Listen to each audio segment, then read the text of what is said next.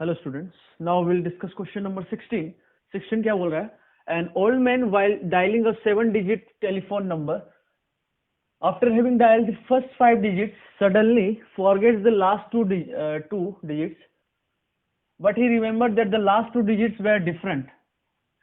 On this assumption, he randomly dials the last 2 digits. What is the probability that the correct telephone number is dialed? Okay, question number 16 क्या बोल रहा है? उसको 7 digit 3 4 5 6 7, वो 5 जो digit है, यहाँ देखो, डायल द फर्स्ट 5 डिजिट. ये 5 डिजिट उसने सही डायल किए, मतलब ये डायल करने के बाद वो एकदम से लास्ट के 2 डिजिट वो भूल गया है. ठीक है, और बस उसको इतना याद है कि दोनों जो डिजिट थे वो डिफरेंट थे. 7 डिजिट का आपको टेलीफोन नंबर बनाना है, ठीक है, बट उसको याद है कि वो डिफरेंट है. ओके, तो अब ऐसे देखो कि total number of ways telephone dial करने के कितने होंगे, कि यहाँ पर जो है आपके पास डिजिट है 1 से लेके 9 तक, सॉरी 0 से लेके 9 तक, कितने हो गए 10.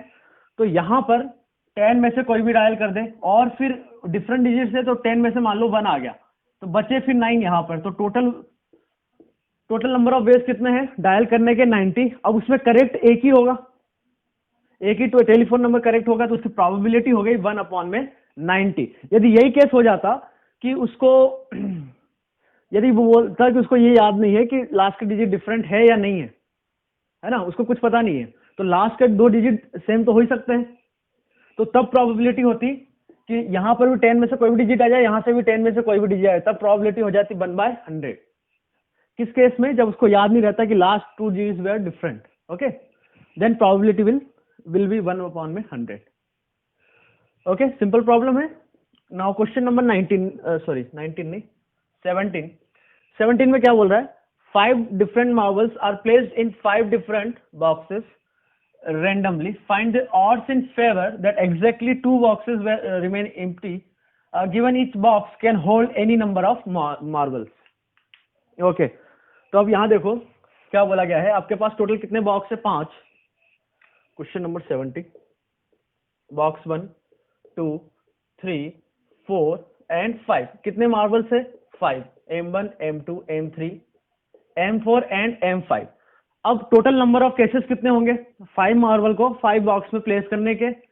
अब कोई कंडीशन नहीं है, तो एक मार्बल से मैंने पूछा कि भाई वो किस बॉक्स में जा सकता है, तो बोलेगा कि 5 में से किसी में भी जा सकता हूं मैं. तो टोटल नंबर ऑफ केसेस तो वो हो जाएंगे. इसके लिए 5 ऑप्शन है, इसके लिए भी 5 ऑप्शन है, किसी बॉक्स में जा सकता है. पहला मार्बल कहीं भी जाए, दूसरा मार्बल जो है वो किसी भी बॉक्स में जा सकता है, तो उसके लिए भी 5. तीसरे के लिए भी 5, फोर्थ मार्बल के लिए भी 5, फिफ्थ के लिए भी 5. तो 5/5 तो टोटल नंबर ऑफ केसेस हो गए. Now favourable cases. Favourable cases क्या होगा? उसने क्या बोला है कि कंडीशन क्या दे रखी है कि एग्जैक्टली 2 बॉक्स रिमेन एम्प्टी. तो मान लो 5 में से कोई 2 बॉक्स है जो खाली है, तो 5 में से 2 कोई भी बॉक्स हमने सेलेक्ट कर लिए जिनको हमें खाली रखना है, तो वो बॉक्स 1 बॉक्स 2 बॉक्स 1 बॉक्स 3, तो वो इसी में 5C2 में आ गया. तो मान लो बॉक्स 1 और बॉक्स 2 हमारा, इसमें कोई भी ऑब्जेक्ट नहीं है. अब बाकी बचे आपके पास कितने मार्बल है? 5 के 5 बचे हैं, उनको 3 बॉक्स में आपको डिस्ट्रीब्यूट करना है. तो ग्रुपिंग आपको दिमाग में आ जाना चाहिए. तो कैसे जा सकता है भाई? तो एक में 3 जा सकता है, एक में एक में. अच्छा, अब 2 खाली हो गए, तो ऐसा नहीं कि तीसरा खाली कर दे, बाकी और कोई खाली हो जाए, ऐसा नहीं हो सकता.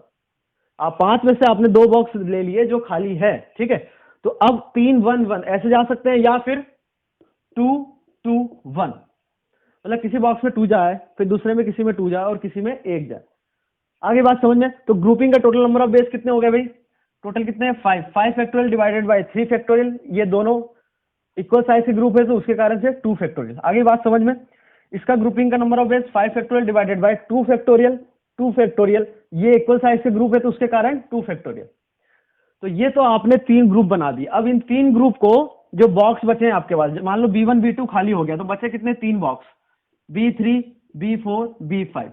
तो अब इस बॉक्स में ये वाला ऑब्जेक्ट भी जा सकता है, ये जा सकता है, ये तीनों जा सकते हैं. तो इनका डिस्ट्रीब्यूशन का तरीका 3 फैक्टोरियल. कोई डाउट? सिमिलरली इसके लिए भी 3 फैक्टोरियल. ये ग्रुप जो है, जैसे ग्रुपिंग का टोटल नंबर ऑफ वेज ये आ गया, अब इसमें मत सोचना कि इसमें दो, हम पीएनसी में ऑलरेडी पढ़ चुके हैं ग्रुपिंग में कि आइडेंटिकल जैसे जो नंबर ऑफ ऑब्जेक्ट्स है वो ग्रुप में सेम है तो वो 2 फैक्टोरियल डिवाइड कर दिया, ठीक है। उसके बाद जो बॉक्स आते हैं सॉरी सॉरी वो डिफरेंट होंगे तो उनको तीन बॉक्स में बांटना है, तीनों बॉक्स डिफरेंट है तो उनको डिस्ट्रीब्यूशन का तरीका 3 फैक्टोरियल। आई बात समझ में? ठीक है, ये टोटल नंबर ऑफ डेज हो गए आपके ग्रुपिंग के। सो फेवरेबल केसेस हो गए 5c2 into 3 factorial into 5 factorial divided bye 3 factorial 2 factorial plus 5 factorial divided bye 2 factorial 2 factorial 2 factorial. अब इसको कैलकुलेट कर दो तो 5c2 होता है आपका 10 इंटू 3 फैक्टोरियल हो गया 6 इंटू 5 फैक्टोरियल अपॉन में ये तो ये हो गया 10 प्लस सॉरी ये हो गया 5 4 3 2 1 तो 2 2 2 ये कैंसिल हो गया तो ये हो गया 15, ठीक है। तो ये आपके हो गए 150 into 6। Total number of cases कितने थे 5 पावर 5 तो ये हो गया आपका 150 इंटू 6 डिवाइडेड बाय 5 पावर 5। ये आपकी प्रोबेबिलिटी आ गई। अब इसको सॉल्व कर लेते हैं हम तो ये हो गया आपका 150 इंटू 6 अपॉन 5 पावर 5 तो 5 5 5 5 और 5 तो ये 30 देन 5 तो 6, ठीक है।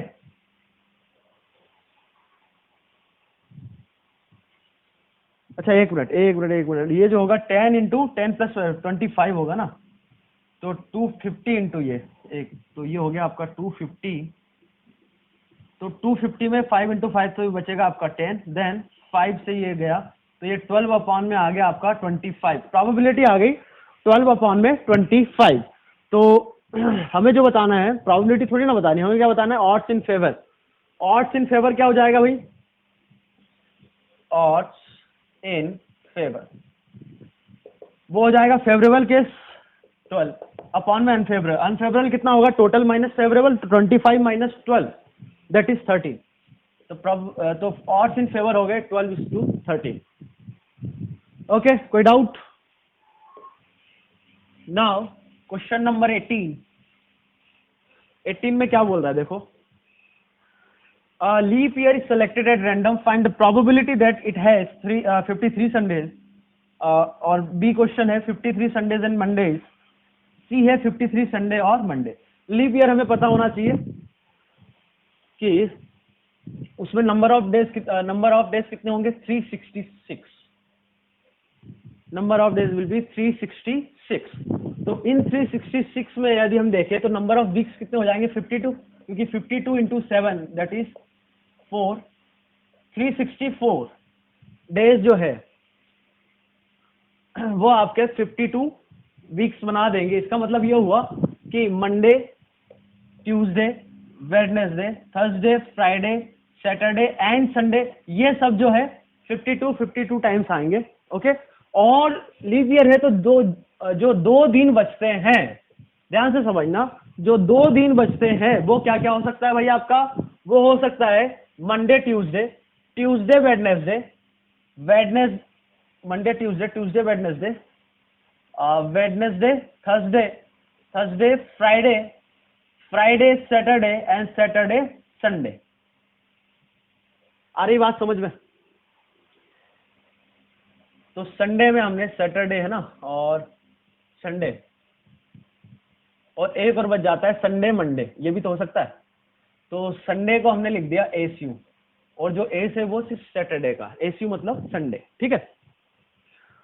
तो ये आपके पास 7 पॉसिबिलिटी है, बाकी दो दिन बचते हैं। अच्छा ऐसा हो सकता है कि मंडे वेडनेसडे आ जाए, थर्सडे तो बीच में आएगा ना, तो 360 दो दिन बचे हैं वो आपके हो सकते हैं मंडे ट्यूसडे या फिर Tuesday Wednesday Thursday Friday Saturday Sunday and Sunday Monday, ये वाला केस भी हो सकता है। अब देखो ए पार्ट में इसने क्या पूछा है 53 संडेज चाहिए इसको, तो इधर तो मैं मंडे देखूं ट्यूसडे सब जो है 52 टाइम्स आ रहे हैं, उससे हमें कोई मतलब नहीं, वो तो आना ही आना है, वीक आपका है। अब इधर बचता है चांस कि ये 2 दिन कौन सा हो जाए, इसमें से ये भी हो सकता है, ये भी हो सकता है, ये भी हो सकता है, ये भी, सारे के सारे इक्वली लाइकली है। ये आने का, ये आने का, ये आने का, ये आने का, ये आने का, ये आने का, क्योंकि उसने जो है जो लीप ईयर जो सेलेक्ट किया है वो रैंडम किया है। तो वो मंडे ट्यूसडे भी हो सकता है, ट्यूसडे, तो सारे के सारे इक्वली लाइकली है, तुम क्लासिकल डेफिनेशन अप्लाई यहां पर कर सकते हैं। ठीक है, जिनको याद नहीं हो रिकॉल करो कि क्लासिकल डेफिनेशन ऑफ प्रोबेबिलिटी कब एप्लीकेबल होता है, जब इक्वी प्रोबेबल हो आपके आउटकम या फिर इक्वली लाइकली हो। ठीक है, तो यहाँ पे इक्वली लाइकली है। अब 53 संडे चाहिए, तो संडे आने के लिए वो सैटरडे संडे आ जाए या संडे मंडे आ जाए, संडे तो आ ही रहा उसमें। तो टोटल नंबर ऑफ केसेस 7 है आपके पास, ये आ सकता है, ये आ सकता है, ये आ सकता है, इन 7 में से कोई भी आ सकता है। फेवरेबल केस कितने हो गए? 2, तो प्रोबेबिलिटी हो गई simply 2/7। Now B part 53 Sunday and Monday बोला है, तो कौन सा केस आपका फेवरेबल हो गया? ये वाला। अच्छा, ऐसा तो नहीं हो सकता कि मंडे संडे आ जाए, संडे मंडे ही होगा। तो फेवरेबल केसेस इस केस में 1, टोटल तो 7 है ही। नाउ सी पार्ट सी में बोला है 53 संडे और मंडे, तो ये वाला केस भी संडे मंडे दोनों आ रहा, चलेगा। इधर संडे और सैटरडे आ रहा है, ये भी चलेगा, और मंडे ट्यूसडे आ रहा है तो ये भी चलेगा। उसने बोला है कि संडे और मंडे दोनों एक साथ आए तब भी चलेगा, एक कोई 2 में से आए वो भी चलेगा। तो कौन कौन सा? संडे मंडे दोनों एक साथ आ रहे, इधर संडे आ रहा है, इधर मंडे आ रहा है। तो total number of favourable cases 3 और टोटल केसेस है 7, तो प्रोबेबिलिटी सिंपली 3/7। आगे बात समझ में? नाउ क्वेश्चन नंबर 19 देखो क्या बोल रहा है। क्वेश्चन नंबर 19 है what is the probability that in a group of n people at least 2 of them will have the same birthday? At least 2 of them will have the same birthday. ठीक है,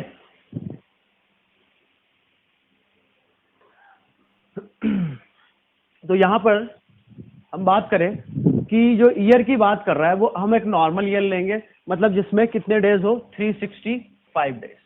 okay, mention नहीं किया गया है इसमें, तो यहाँ लिख सकते हो आप, क्योंकि हमने अभी एक लीप ईयर वाला क्वेश्चन किया तो लोगों को डाउट ये आएगा कि यदि लीप ईयर हुआ तो क्या होगा।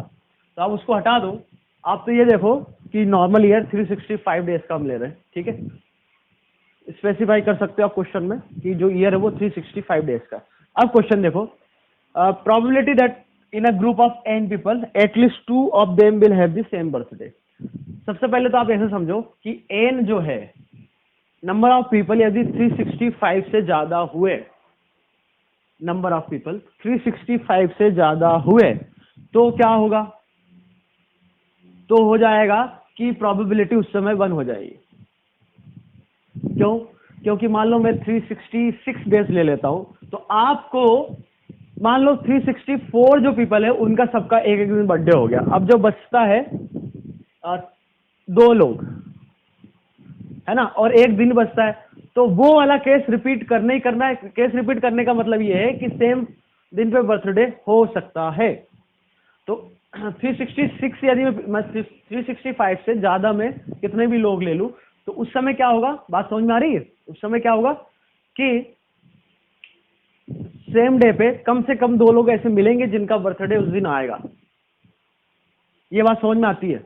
जैसे मैं 400 लोग ले लूं तो भाई बहुत सारे लोग हैं जिनका सेम बर्थडे पड़ेगा ना, क्योंकि डेज हमारे पास 365 है।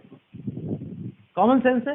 तो हमने क्या लिया, जो n है मान लो वो 365 से कम है जब हम बात कर रहे हैं, क्योंकि 365 से यदि ज्यादा है नंबर ऑफ पीपल तो प्रोबेबिलिटी तब 1 हो जाएगी without any doubt. Okay, now यदि नंबर ऑफ पीपल 365 से कम है तब क्या होगा, तब हम बात करेंगे। ठीक है, तो टोटल नंबर ऑफ केसेस कितने हो जाएंगे? बहुत ही सिंपल है भाई। मान लो n पीपल है, मान लो 10 लोग हैं, पहले बंदे को लिया मैंने, पहले बंदे का बर्थडे 365 में से कुछ भी आ सकता है, दूसरे बंदे का बर्थडे 365 में से कुछ भी हो सकता है, कोई सा भी दिन भी हो सकता है, तीसरा बंदे का भी 365 डेज में से कोई भी बर्थडे हो सकता है। तो ऐसे n पीपल के लिए 365 कितनी बार लिखा जाएगा? n times. क्या ये बात समझ में आती है? आगे बात समझ में?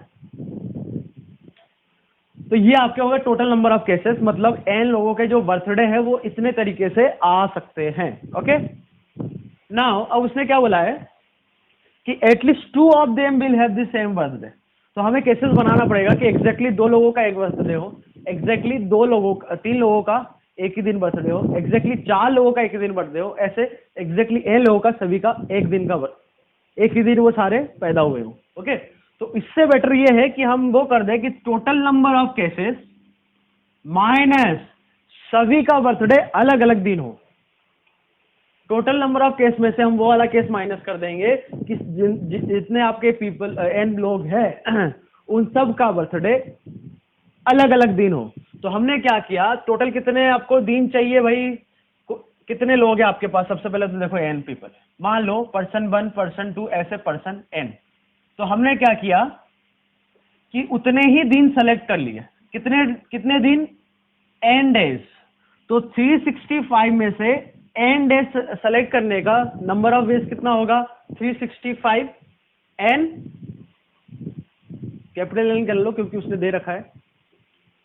आगे बात समझ में? तो हमने अभी यह क्या किया है, 365 में से आपने n डेज सेलेक्ट कर लिए। अब उन n डेज पर मान लो 10 लोग हैं आपके पास और 10 दिन सेलेक्ट कर लिए, तो सभी का बर्थडे अलग अलग आना चाहिए। तो कैसे आ सकता है? मान लो डेट हमने कुछ ले ली 1 2 3 4 5 6 7 8 और 9 और 10। मान लो कोई पर्टिकुलर 10 डेज ले लिए, पर्टिकुलर कुछ पर्सन्स ले लिए P1 से लेके P10 तक, ठीक है। तो अब इस पर ये 10 लोगों में से किसी का भी एक का बर्थडे हो सकता है। तो यहाँ कितने ऑप्शन है? 10। फिर बच्चे कितने लोग? 9 लोग। अब ये जो 2 तारीख का जो बर्थडे है वो इन 9 लोग में से किसी का भी आ सकता है। फिर बचे 8 लोग। तो 10 पर्सन का जो 10 पर्टिकुलर डेज सेलेक्ट किए हैं उन पर बर्थडे उनका आए, उसके नंबर ऑफ वेज कितने हो जाएंगे? टोटल नंबर कितने हैं? n factorial. क्या ये बात समझ में आती है? जैसे 10 लोग हैं, उनका 10 जो पर्टिकुलर डेज है उन्हीं पर उनका बर्थडे आए, सबका एक एट अ टाइम एक दिन में एक ही का बर्थडे हो, तो टोटल 10 लोग n लोगों n पर्सन के लिए कितना हो जाएगा? n factorial. तो यही आपका आंसर हो गया। तो ये हो गया 1 minus 365 Cn n factorial divided bye 365 power n। ये आपका आंसर हो गया। आगे बात समझ में? जैसे 2 लोग हैं और मैंने डेट सेलेक्ट कर ली 25 दिसंबर 26 दिसंबर, और दोनों का अलग अलग बर्थडे होना चाहिए। कितने तरीके से हो सकता है? 2 तरीके से। 3 डेट ले लूँ तो 3 लोग ले लिए तो 3 फैक्टोरियल से। ऐसे समझो कि आप 10 पोजीशन है, उसमें 10 लोगों को बैठाना है, 10 फैक्टोरियल। ओके, ये हो गया आपका question number 19। Okay, now question number 20।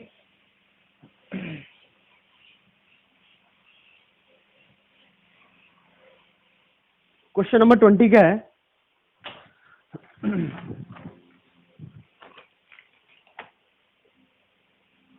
Question number 20 है आपका 6 dice are thrown simultaneously।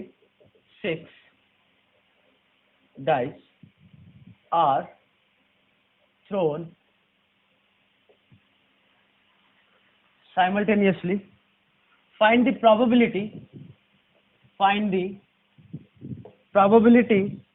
that all dice shown different faces। Question क्या है आपका कि टोटल 6 डाइस है, ठीक है, सबको एक साथ आपने फेंका, तो हमें उसकी प्रोबेबिलिटी बताना है कि सभी डाइस पे जो फेसेस आए वो डिफरेंट आए। तो हमारे पास हर एक डाइस पे कितने ऑप्शन होते हैं? फेस पे तो 1 आ जाए या 2 आ जाए, 3 आ जाए, 4 आ जाए, 5 आ जाए या फिर 6 आ जाए, ठीक है। तो सबसे पहले तो आप देखो टोटल नंबर ऑफ केसेस क्या होंगे, टोटल नंबर ऑफ आउटकम्स कितने हो सकते हैं? आपके पास 6 डाइस है, तो पहले पर 6 में से कोई भी आ जाए, दूसरे में से 6 में से कोई भी आ जाए, तीसरे में से 6 में से कोई भी आ जाए, तो टोटल 6 पावर 6 डाइस में। तो पहली डाइस पे 6 में से कोई भी आउटकम आ जाए, दूसरे पे 6 आ जाए, तीसरे पे 6, चौथे पे 6, फिफ्थ पे 6 एंड 6th पे 6, तो 6 पावर 6 हो गया। अब फेवरेबल केसेस क्या होंगे कि सभी पर आउटकम जो है वो डिफरेंट आना चाहिए। तो आप इसको ऐसे समझो कि डाइस नंबर 1 2 3 4 5 और 6। आगे बात समझ में? अब इस डाइस नंबर 1 की यदि मैं बात करूं तो इस पर इन 6 में से कोई भी एक आउटकम आ जाए तो चल जाएगा। डाइस 2 पर अब इन 6 में से मान लो 3 आ गया पहले पे, तो 3 नहीं आ गया, बचे कितने फेसेस, 5 फेसेस, तो दूसरे पे 5 में से कोई भी आ जाए, तीसरे पे 4 में से कोई भी आ जाए, फिर 3 और फिर 2, और जो बचा कुचा है उस पे जो आउटकम बच गया है वो आ जाए। तो ये आपके फेवरेबल केसेस हो गए, मतलब आंसर हो गया 6 factorial divided by 6 power 6। Simple question है, okay. So now question number 21, let in a race 3 persons A, B, C are participating. The chance of A winning the race is twice as that of B, and chance of B winning the race is thrice as that of C. Find the odds against their winning of the race. Tie isn't possible. Okay, तो A, B, C यदि race में participate कर रहा है तो कोई ना कोई जीतेगा, क्योंकि टाइप पॉसिबल नहीं है। सिंपल क्वेश्चन है ना। तो मान लो सी जो जीत रहा है उसकी प्रोबेबिलिटी हमने, या उसका चांस मान लिया P, chance is nothing but probability. तो सी के जितनी भी प्रोबेबिलिटी मान लो पी है, तो बी की प्रोबेबिलिटी कितनी हो जाएगी, बी का क्या बोला है, थ्राइस ऑफ सी मतलब 3p, और ए की प्रोबेबिलिटी क्या हो जाएगी उस समय, वो क्या बोला गया है कि ट्वाइस ऑफ बी, तो ट्वाइस ऑफ बी कितना हो गया 6p।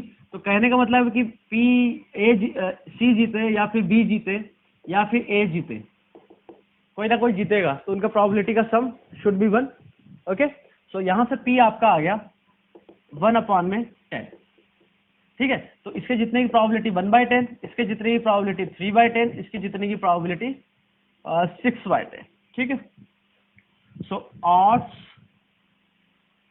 अगेंस्ट, आपसे क्या पूछा गया है, ऑड्स अगेंस्ट, तो अनफेवरेबल मतलब टोटल माइनस फेवरेबल, तो 9:1, इसका चांस 7:3, या इसको हम लिख सकते हैं 3/5, तो इसका हो जाएगा 5:2, सॉरी 5:2 नहीं, 2:3, इसका 5 - 3, तो 2:3। आगे बात समझ में, ठीक है। या फिर आप यदि लिखना चाहो 4:6, तो वो भी कोई दिक्कत नहीं है, लिख सकते हो, ठीक है। तो ये आपका हो गया question number 21। Now question number 22 में क्या बोला गया है, देखो, let 2 natural numbers are selected from the set 1 to 3 to 51, then find the probability if the sum of number is even। Okay, तो 2 नंबर हमें सेलेक्ट करना है इस सेट से, 2 नेचुरल नंबर। तो मान लो वो नेचुरल नंबर एक ए है और एक बी है, तो ए के आने के चांसेस कितने होंगे भाई, 1 से लेके 51 तक कुछ भी हो जाए। बी के आने के चांसेस 1 से लेके 51 तक कोई भी हो सकता है।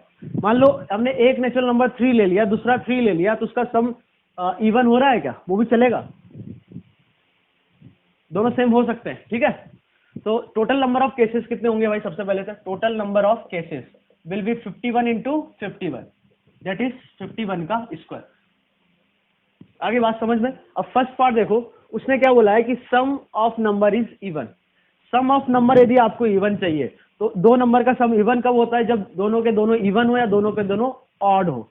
तो इस सेट में टोटल नंबर ऑफ ऑड कितने हैं, ऑड कितने हैं भाई, 1 से लेके 51 तक 26, और इवन कितने हैं 25, क्योंकि 1 से लेके 50 तक बात करें तो इवन और ऑड बराबर होंगे, और 51 एक्स्ट्रा, तो उस कारण से ऑड जो होंगे वो 26 हो गए, और इवन कितने हो गए 25।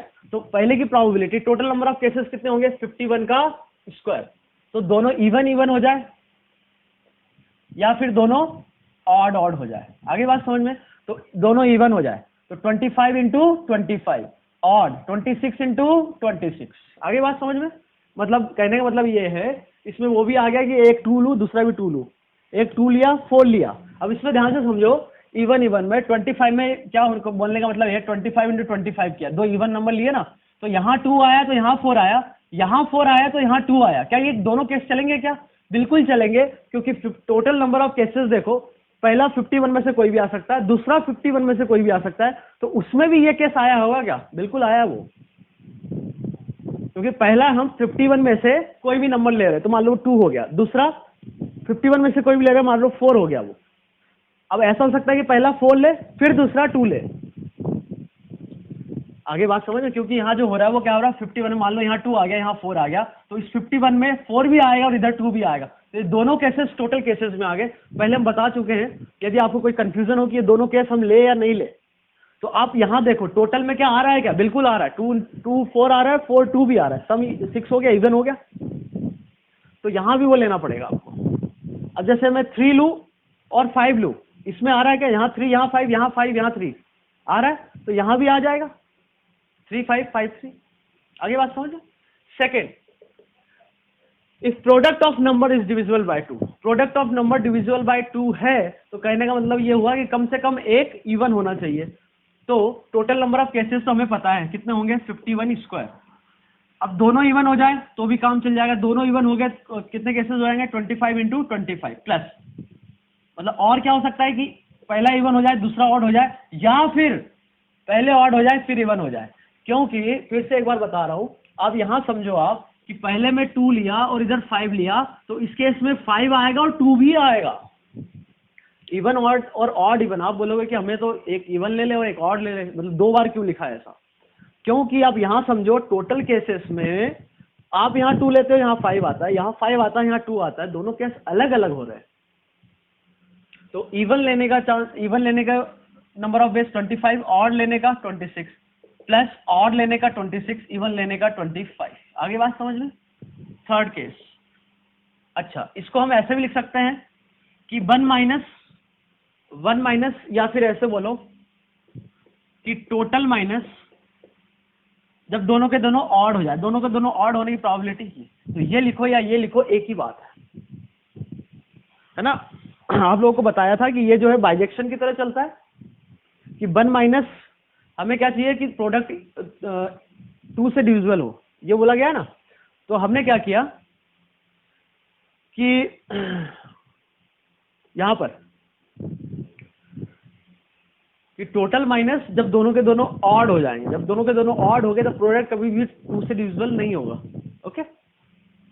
Third case, if product of number is divisible by 3, 3 से डिविजिबल होने के लिए आप जो टोटल 1 से लेकर 51 नंबर से आपके पास, इसको ऐसे समझो आप कि इसमें जो होंगे 3n टाइप के कितने नंबर होंगे, जैसे 3 हुआ 6 9, 3 से डिविजिबल वाले नंबर कितने होंगे, 3 6 9 12, ऐसे 51 तक कितने हो गए, 17।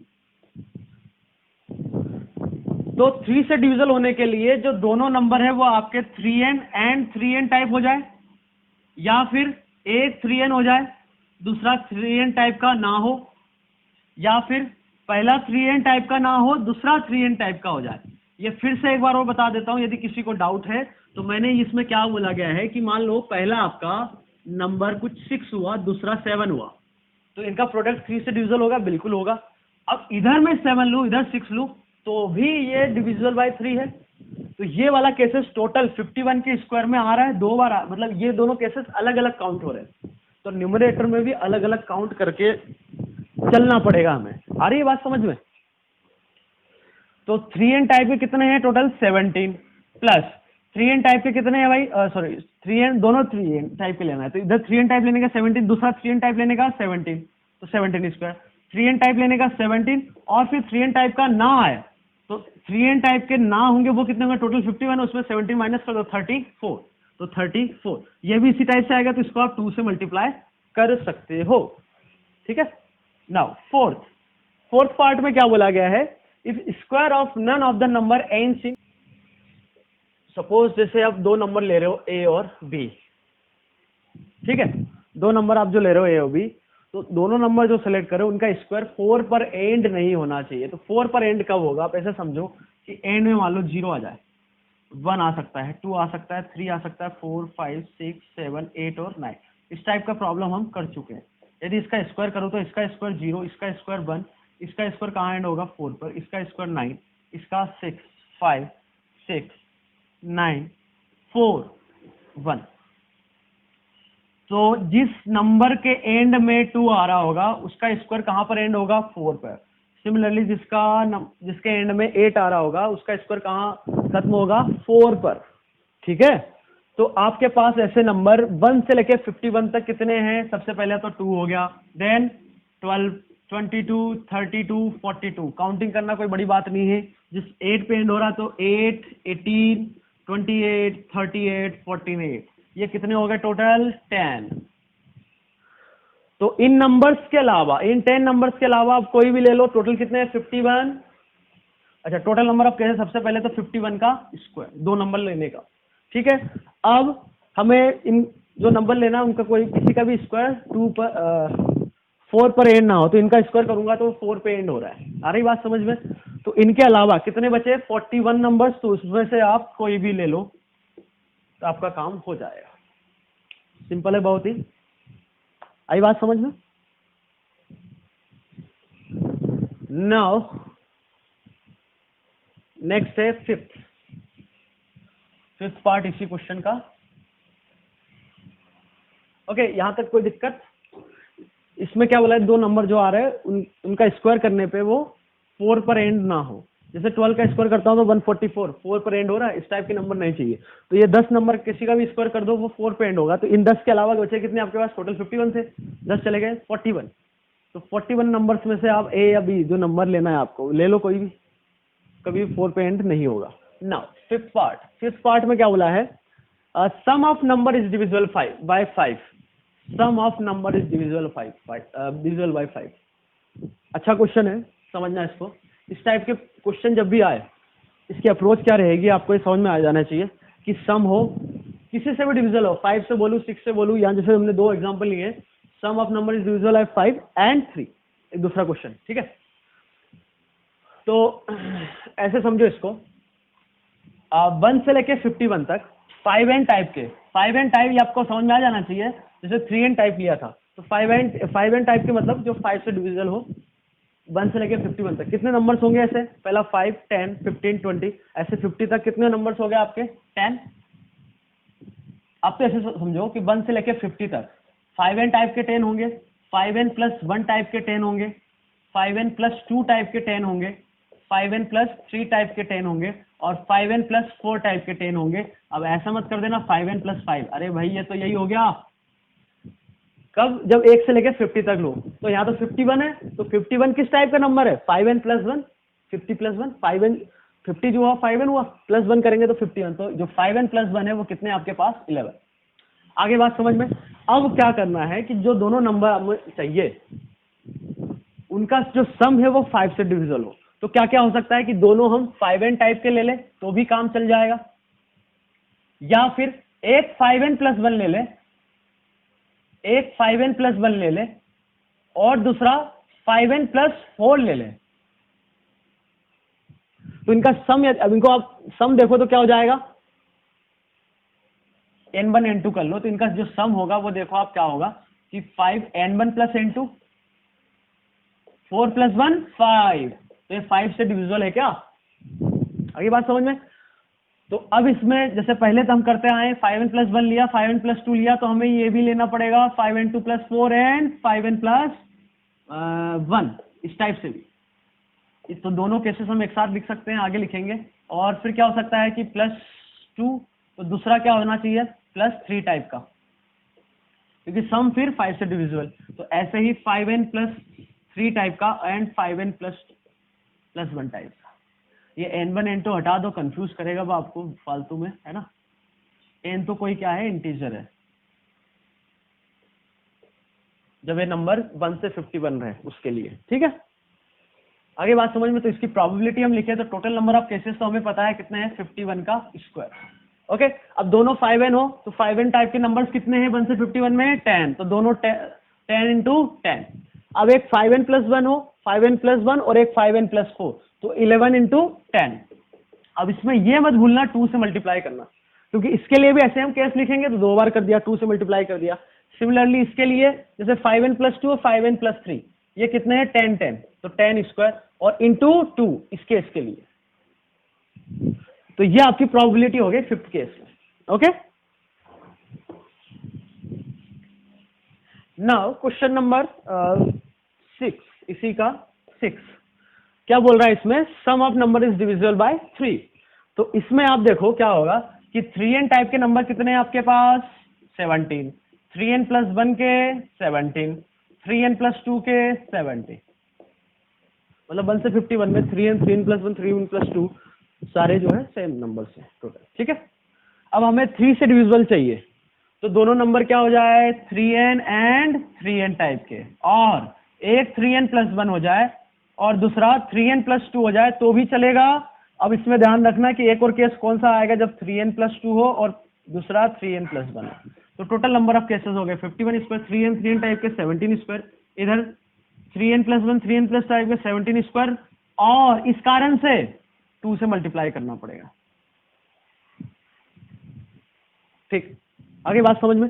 तो ये कितना हो गया आपका आंसर, यहाँ से 17 स्क्वायर कॉमन ले लो, अंदर कितना बचा 3, इधर 51 स्क्वायर कॉमन आ गया, तो ये जो है यहाँ बचेगा 3 स्क्वायर, तो ये आ गया 1/3।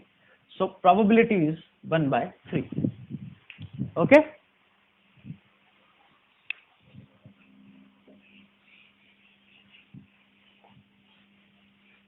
नाउ क्वेश्चन नंबर 23 में क्या बोला है, let 3 vertices are selected at random from the vertices of regular hexagon, find the probability if they form a equilateral triangle। Regular hexagon है, ध्यान रखना, रेगुलर हेक्सागन है, साइड सब इक्वल होगी। डायग्राम में नहीं भी दिखे तो आप समझ लेना कि रेगुलर हेक्सागन है। अरे डायग्राम रेगुलर हेक्सागन नहीं लग रहा है, बट वो है, समझ में आती है बात, ठीक है। तो हमें 3 vertices, total number of cases 6 में से आप कोई भी 3 वर्टेक्स चूज कर लो, उसके टोटल नंबर ऑफ वेज 63। अब जैसे ये है आपका, इसमें total number of equilateral triangle कितने होंगे, एक तो मुझे ये दिख रहा है, तो 3 वर्टेक्स इससे कवर हो रहे हैं। आप ये मत बोलना कि सर आपने ऐसा बनाया, मतलब हमने क्या किया, ऐसा बनाया मान लो। अब कुछ बोलेंगे सर हमने ऐसा बनाया, अरे भैया इक्विलैटरल ट्रायंगल तो एक ही ना। फिर एक और बंदा बोलेगा, बीच में समझ में आया, फिर क्या बोलेगा कि हमने सर ऐसा बनाया। अरे बार बार तुम एक ही चीज बना रहे हो क्या, समझो एक बात को, मतलब ये एक ही केस है। हाँ, कोई दूसरा बंदा बोलेगा कि सर हमने ये बनाया, हाँ तो बिल्कुल उस बच्चे में थोड़ा बोल सकते हैं कि भेजा है ना, ये अलग है। पर इसके बाद फिर भी बोलेगा सर हमने फिर ऐसा बनाया, तो अरे भाई ये तो फिर वही बना दिया। तो total number of equilateral triangles कितने हैं, 2, फेवरेबल केसेस हो गए 2, टोटल 63। प्रोबेबिलिटी आ गई क्या, तो कितना हो गया ये 2 डिवाइडेड बाय 6 5 4 3 फैक्टोरियल, ये हो गया आपका 1/10। प्रोबेबिलिटी है 1/10। आगे बात समझ में। नाउ क्वेश्चन नंबर 24 में क्या बोला जा रहा है, देखो 23 में किसी को कोई समस्या है तो एक बार और सुन लो, समस्या का हल हो जाएगा। कि ये रेगुलर हेक्सागन है ना। अब हमें टोटल नंबर ऑफ प्रोबेबिलिटी बताना है कि 3 वर्टेक्स जो चूज कर रहे हैं वो आपको इक्विलैटरल ट्रायंगल दे। तो टोटल नंबर ऑफ केसेस समझ में आते हैं कि 6 में से कोई भी हम 3 वर्टेक्स ले लें, है ना। अब बट इक्विलैटरल ट्रायंगल कब बन रहा है, जब ये वर्टेक्स और ये वर्टेक्स आप ले रहे हो, तो एक ट्रायंगल ये बन रहा है, दूसरा ट्रायंगल ये बन रहा है, बस बात हो गई खत्म। अब कोई भी ले लो, तीसरा ट्रायंगल नहीं बनेगा इक्विलैटरल। नाउ 24 में क्या बोला, let a fair coin is toss 4 times, find the probability. Okay, एक कॉइन को 4 बार टॉस किया जा रहा है, टोटल नंबर ऑफ केसेस 2। पहले कॉइन में हेड या टेल में से कोई भी आ सकता है, दूसरे में हेड या टेल में से कोई भी, तीसरे में हेड या टेल, तो 2 power 4 that is 16। Okay, now first part में क्या बोला है, ऑल आउटकम्स आर आइडेंटिकल। सारे के सारे आइडेंटिकल हो, मतलब क्या हो सकता है कि सभी पर हेड आ जाए या फिर सभी पर टेल आ जाए। आगे बात समझ में। तो टोटल कितने केसेस है 16, फेवरेबल कितने केस हो गए 2, प्रोबेबिलिटी कितनी आ गई 1/8। यदि और किसी को समझना है, ज्यादा डीप में जाना है, तो ऐसे समझ सकता है कि मान लो पहली बार आपने कॉइन को टॉस किया, तो उस पे हेड या टेल में से कुछ भी आ जाए, कोई दिक्कत नहीं है। 1 हेड या टेल कोई भी आ जाए, हमें दिक्कत नहीं है। आगे बात समझ में। तो एक बार हेड भी आ जाएगा, एक बार टेल। अब दूसरे कॉइन को आपने टॉस किया तो उसके लिए आउटकम फिक्स हो गया। मान लो फर्स्ट कॉइन पे आपने बोला कुछ भी आ जाए, मान लो हेड आ गया, तो दूसरे पे हेड ही आना पड़ेगा, तो उसकी प्रोबेबिलिटी हाफ। फिर तीसरे की मजबूरी है कि उस पर भी हाफ आए, चौथे की मजबूरी है उस पर भी हाफ आए, तो 1/8। ऐसे भी समझ सकते हो। नहीं ये बात समझ में, छोड़ दो, नहीं आती है तो समझ, नहीं आती है बात समझ में, छोड़ दो, आगे पढ़ेंगे हम। अरे छोड़ने का मतलब ये है, अभी छोड़ दो, आगे पढ़ेंगे, ठीक है। नाउ सेकेंड पार्ट में क्या बोल रहा है, equal number of heads and tails. बहुत ही सिंपल क्वेश्चन है कि 2 हेड आ जाए 2 टेल आ जाए। यही हो सकता है भाई, equal number of head and tail, तो 2 हेड 2 टेल होंगे।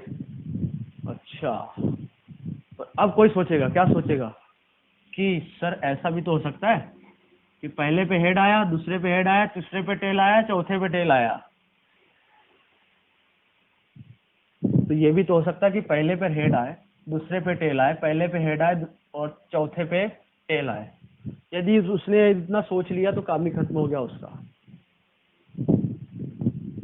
कैसे? टोटल नंबर ऑफ केसेस तो हमें पता है 16। अब जो 2 हेड आ रहे हैं, वो 2 टेल आ रहे हैं, वो किसी पोजीशन पे आ सकते हैं। उसने बिल्कुल सही सोचा है।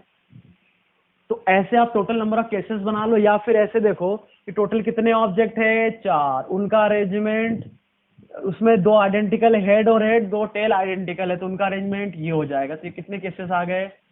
24/4 6। प्रोबेबिलिटी 6/16। सिंपल। नहीं आई बात समझिए? अरे भाई 2 हेड 2 टेल, तो पहले पर हेड आए टेल आए, अलग अलग बातें होगी ना। तो ऐसे आप टोटल केसेस बनाओ। मान लो कोई बोलेगा ऐसा भी तो हो सकता है, अरे भाई वो 6 इसमें सब कुछ आ गया, मतलब आपने क्या किया, 4 ऑब्जेक्ट है, उसमें 2 आइडेंटिकल हेड है, 2 आइडेंटिकल टेल है, उनका अरेंजमेंट कर दो। आइडेंटिकल ऑब्जेक्ट का अरेंजमेंट हमने देखा है, ये आंसर हो गया क्या? सिंपली 6/16। नाउ थर्ड पार्ट क्या बोल रहा है? Head and tail occurs alternatively. तो ये तो बहुत ही सिंपल है, पहले हेड आया फिर टेल आया, हेड आया टेल आया, या फिर पहले tail head tail head. Total number of favourable cases ये या ये, टोटल 60, 1/8। नाउ फोर्थ पार्ट में क्या है? नंबर ऑफ हेड्स, ये जो लिखा हुआ है, ये क्या होता है? Greater than. उसमें ये डंडा ऐसा खींच दिया, इसका मतलब नॉट। तो number of heads should not greater than number of tails, मतलब जब नंबर ऑफ हेड होंगे वो टेल के बराबर होंगे या उससे कम होंगे। तो नंबर ऑफ हेड जो है टेल से ज्यादा नहीं होने चाहिए, नंबर ऑफ टेल से ज्यादा नहीं होना चाहिए। तो फिर क्या हो सकता है कि सारे के सारे टेल्स आ जाए। तो नंबर ऑफ हेड कितने हैं? 0, टेल कितने हो गए? 4। इसको होल्ड कर रहे हैं? बिल्कुल होल्ड कर रहे हैं। या फिर क्या हो सकता है, 1 हेड आया है और 3 टेल आ जाए, ये भी चलेगा क्या? 2 हेड आया है 2 टेल आया, ये भी चलेगा क्या? बिल्कुल चलेगा, क्योंकि इक्वल तो हो ही सकता है। इसने बोला है कि नंबर ऑफ हेड ज्यादा नहीं होना चाहिए, मतलब जो अगला केस बनाएंगे हम कि 3 हेड आ जाए 1 टेल आ जाए, तो ये नहीं चलेगा। ये चारों हेड आ जाए तो ये भी नहीं चलेगा, क्योंकि नंबर ऑफ हेड्स जो है टेल से ज्यादा हो रहा है। आगे बात समझ में? तो इसकी प्रोबेबिलिटी लिख लेते हैं। कैसे लिखेंगे समझो। टोटल नंबर ऑफ केसेस हमारे पास 16 है। ये केस आने की टोटल नंबर ऑफ केसेस देख रहे हैं, ये आने का फेवरेबल केस कितने हो गए? ये तो 1 हो गया। अब 1 हेड आए 3 टेल आए, तो हेड पहले पे आ जाए बाकी पर टेल, दूसरे पे हेड बाकी पे टेल, तीसरे पे हेड बाकी पे टेल, चौथे पर हेड बाकी पर टेल। कितने केसेस हो गए? 4। आगे बात समझ में? अब इसको हम ऐसे समझे जैसे हमने ये वाला किया था। इसको हम ऐसे समझेंगे कि 1 हेड है और 3 टेल है, 3 टेल आइडेंटिकल है, तो उनका arrangement 4 factorial divided bye 3 identical का अरेंजमेंट 3। तो ये भी तो 4 ही हुआ। अब आगे होगी बात समझ में? प्लस 2 हेड 2 टेल, तो 4, जिसमें 2 आइडेंटिकल, ये 2 आइडेंटिकल। तो ये आपका आंसर आ रहा है, जो भी आ गया। तो वैसे ये जो है ये कितना आया था? 6 + 14 11/16। ये 6 + 14 + हाँ बिल्कुल ठीक है।